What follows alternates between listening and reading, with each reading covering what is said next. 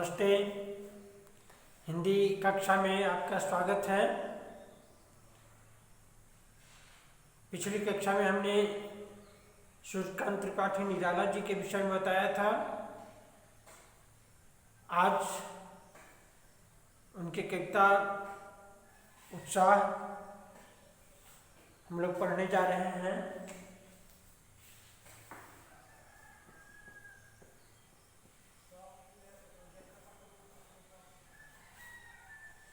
उत्साह कविता को उन्होंने बादल के नाम समर्पित किया है। ये बादल राग नामक उनकी कविता है, उससे लिया गया है। पहले बादल राग के नाम से ही इस कविता की प्रस्तुति होती थी। अभी भी राग विराग नाम की पुस्तक है जिसमें कि बादल राग नामक कविता है, जहाँ से कि ये लिया गया है। कवि की आसक्ति बादल के प्रति है। उनका वर्ण विषय बादल रहा है। बादल उनको बहुत ज़्यादा प्रिय विषय रहा है। कवि की मान्यता है कि बादल जो है उसमें बादल के दो रूप हैं। एक रूप वो है जो कि विध्वंसक है और दूसरा रूप जो है वह है कल्याणकारी रूप। जब बादल बरसता है, अपने प्रचंड रूप में अगर नहीं आता है, सामान्य स्थिति में रहता है, तो लोगों के लिए जीवन बन जाता है। वही बादल अगर अपने प्रचंड रूप में आ गया तो फिर वो विनाशक हो जाता है। कवि बादल से कामना करते हैं, ये इच्छा रखते हैं कि बादल अपने उस रूप में आ जाए, क्योंकि हमारे समाज में बहुत सारी विसंगतियां आ गई हैं। इन सारी विसंगतियों को समाप्त करना है, हटाना है। जब तक पुरानी विसंगतियां, पुराने रीति रिवाज, मैं नहीं कहता कि सारे रीति रिवाज खराब ही हैं, लेकिन कभी घिसी पीटी पुरानी परंपराएं जिसका औचित्य नहीं है, उसका पलायन चाहते हैं कि उसका पलायन हो, वो जाए और उसको हटाने के लिए नई विचारधारा की आवश्यकता है, नई कविता की आवश्यकता है, नए उत्साह की आवश्यकता है, नई इच्छा शक्ति की आवश्यकता है। और कभी ये उत्साह, ये नई इच्छा शक्ति, ये शक्ति बादल में पाते हैं। इसलिए कवि बादल से गरजने के लिए कहते हैं। वो गरजने के लिए कहते हैं क्योंकि आदमी गरजता कब है? जब वो आवेशित रहता है, गुस्से में रहता है, तब वो जोर जोर से चिल्लाता है, जोर जोर से बोलना शुरू करता है, यूँ कहें तो गरजना शुरू करता है। बादल भी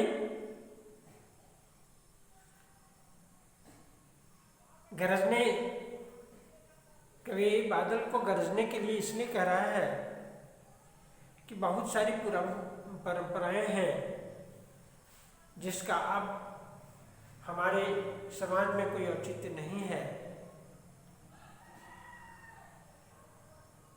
और उन्हें समाप्त होना चाहिए। जब तक वो गरजेगा नहीं, अपने अंदर थोड़ा आक्रोश लाएगा नहीं, तब तक वो पुरानी परंपराओं का अंत नहीं कर सकता। तो कभी कहते हैं कि पुरानी जो बातें हैं, जो बदलाव समाज में होने चाहिए, ये बादल तुम गरज करके, जोर जोर से गरज करके समाज में उन बदलावों को लाओ और फिर से समाज को तृप्त कर दो अपनी नई धारा से, नई बूंदों से, वर्षा की बूंदों से फिर से तृप्त कर दो। आइए देखते हैं कविता को। बादल गरजो, बादल गरजो, घेर घेर घोर गगन, घेर घेर घोर गगन, धाराधर ओ, ललित ललित काले घुंघराले, ललित ललित काले घुंघराले, बाल कल्पना कैसे पाले, विद्युत छवि उर्मे कवि नवजीवन वाले, वज्र छिपा, वज्र छिपा नूतन कविता, फिर भर दो बादल गरजो। कवि बादल से गरजने के लिए कह रहे हैं कि बादल तुम गरजो, बिना गरजे बदलाव नहीं आ सकता प्रकृति में भी। तो तुम बादल, तो तुम गरजो, गरज करके बदलाव लाओ और ऐसे नहीं विस्तृत नभ का कोई कोना बाकी न रहे, पूरी धरती पर बरस जाओ, कोई भी कोना खाली नहीं जाए। घेर घेर घोर गगन, ए बादल तुम पूरे गगन को, पूरे आसमान को घेर लो, पूरे आसमान को ए धाराधर, धाराधर यानी बादल, ए बादल तुम पूरे आसमान को घेर लो और गरजो। जब तक हमें जो किसी से कोई काम कराना रहता है, मम्मी को आपसे काम कराने का रहता है तो थोड़ी आपकी प्रशंसा कर देती हैं, अब खुश। ठीक वैसे ही कवि ने यहाँ बादल की प्रशंसा किया है। वो कहते हैं ललित ललित काले घुंघराले, बाल कल्पना कैसे पाले, ए बादल तुम्हारे बाल जो हैं वो काफी काले हैं, बड़ी सुंदर है। तुम्हारे बाल काले हैं, बहुत सुंदर है। ठीक वैसे ही जैसे मानो कोई कवि अपनी कल्पनाओं को पालता है, ठीक वैसे ही तुमने अपने बाल को पाला है। यहाँ बादल के काले रूप को कवि ने उसका बाल कहकर संबोधित किया है, मानवीकरण है यहाँ। बाल कल्पना कैसे पाले, विद्युत छवि उर में, ए बादल तुम्हारे अंदर जलाकर राख करने वाले विद्युत की छवि है।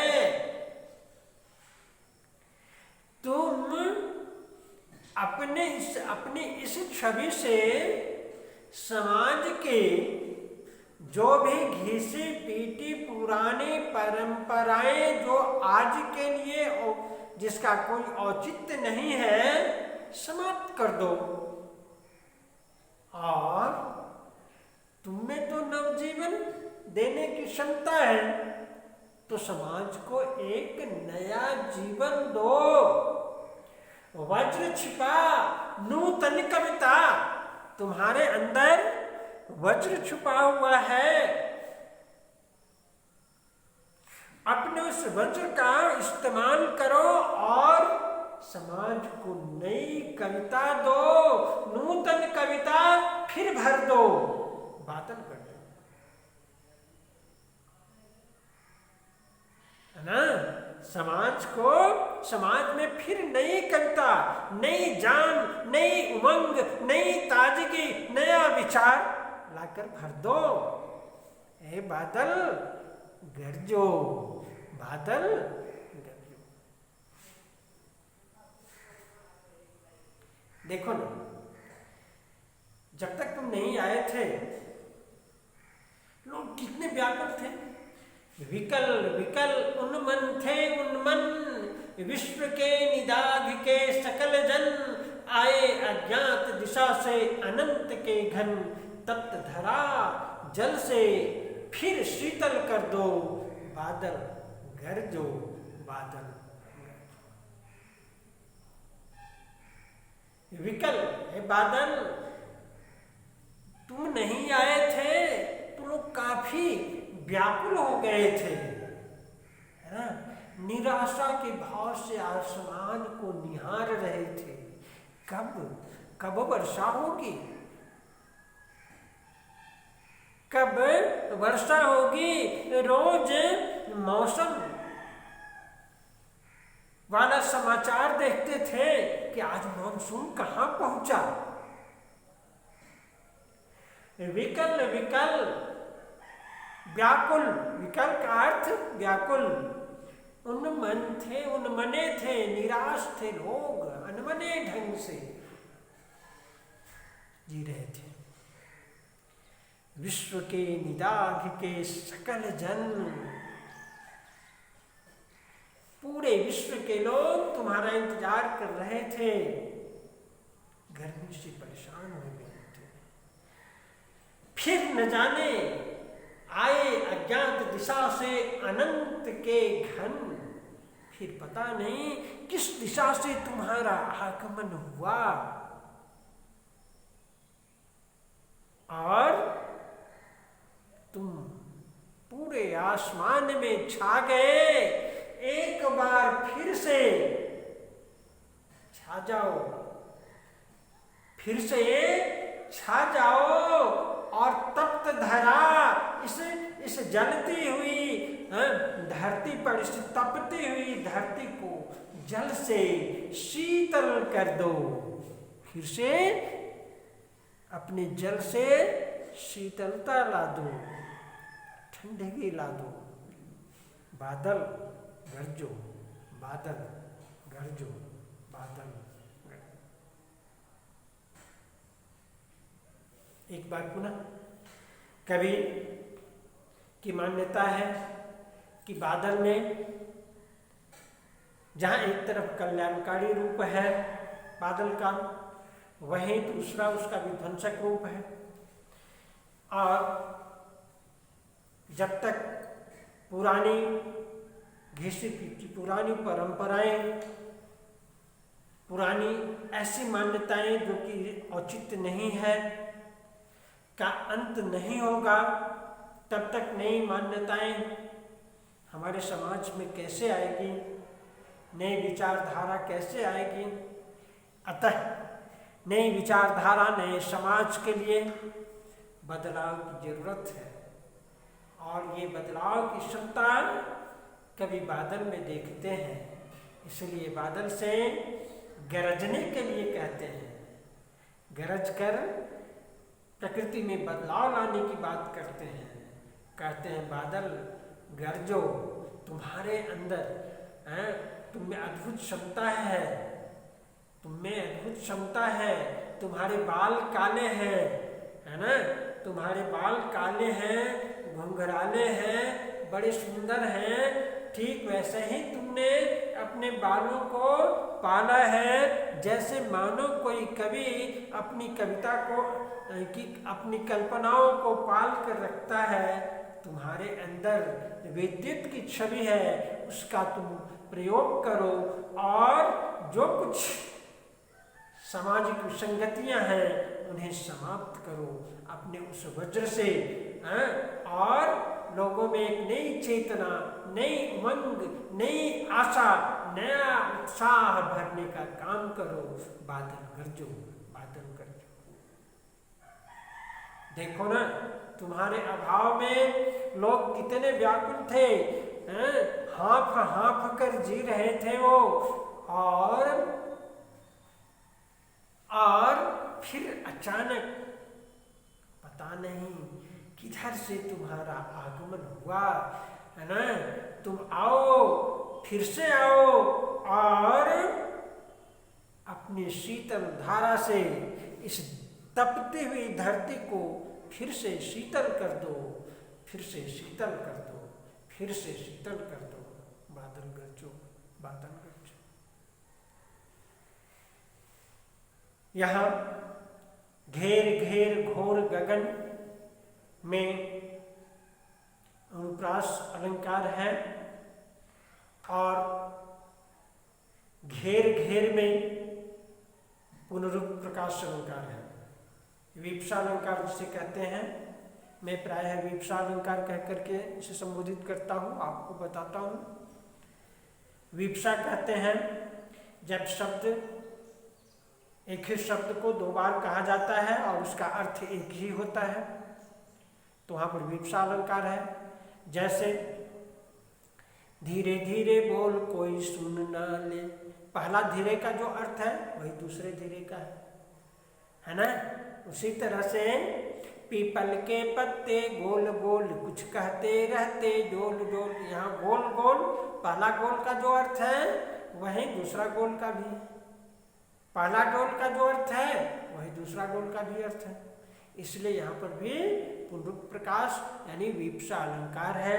यहाँ पर भी घेर घेर, पहला घेर का जो अर्थ है वही दूसरे घेर का भी वही अर्थ है, इसलिए यहाँ पर पुनरुक्त प्रकाश है, या इसे ही विप्सा अलंकार भी कहा गया है। ललित, ललित में भी पुनरुक्त प्रकाश है, विप्सा है। बाल कल्पना कैसे पाले, बाल कल्पना कैसे पाले, यहाँ पर जो है उपमा है।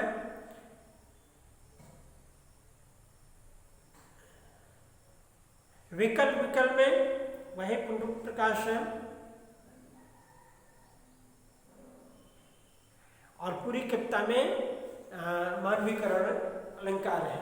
बादल को मानव के रूप में प्रस्तुत किया गया है ना, क्योंकि बादल के बाल हैं, बाल आदमी के होते हैं,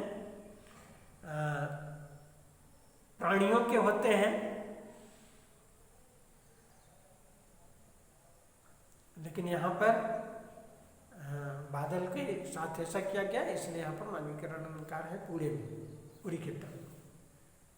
आशा है आपको ये कविता अच्छी लगी होगी। अगली कक्षा में हम लोग बात करेंगे अट नहीं रही है। तो आज के लिए बस इतना ही, धन्यवाद।